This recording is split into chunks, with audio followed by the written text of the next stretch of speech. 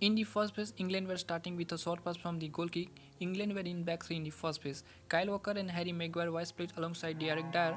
In the first phase, Germany were doing press with Solman, and that was Timo Werner. In the first phase, Germany's front men were 3 versus 1 down in front of England's defense. Because Timo Werner's position was central, he had to cover a lot of distance when England's wide back were receiving the ball, and he was unable to close down wide backs.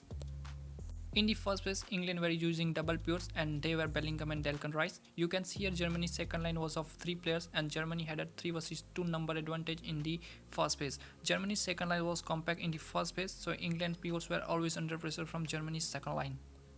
Leroy Sané and Jamal's position were narrow, and because their position were narrow, Bellingham was under pressure from Leroy Sané and Declan Rice was under pressure from Jamal Musiala. So both England's pivots were centrally under pressure and England were being forced to build the game from wide.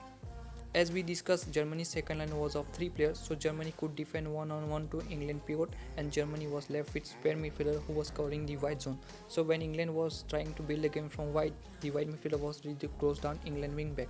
Because Jamal has lot of pace, England's wing back did not have space to distribute the ball when England's wide back were receiving the ball and England were losing ball position in the defensive third. In open play, Germany were building the game in traditionally back four and Germany's fullback were providing width by staying high and wide.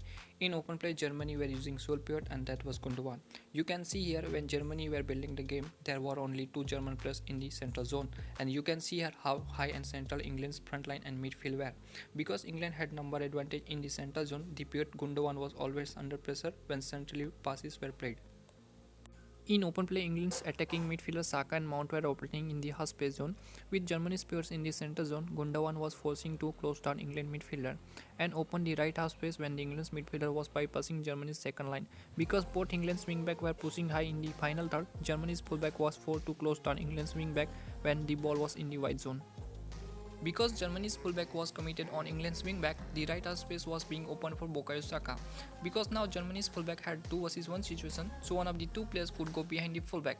If the fullback was fully committed on Bukayo Saka, the wingback was completely free to cross from this channel, and few seconds later, England had scored the goal.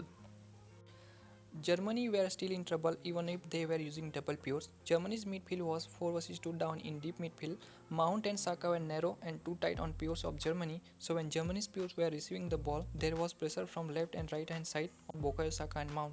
In open play, both England's pivots were also pressing very aggressively, so when pivots were receiving the ball and turning, the passing lanes was getting blocked.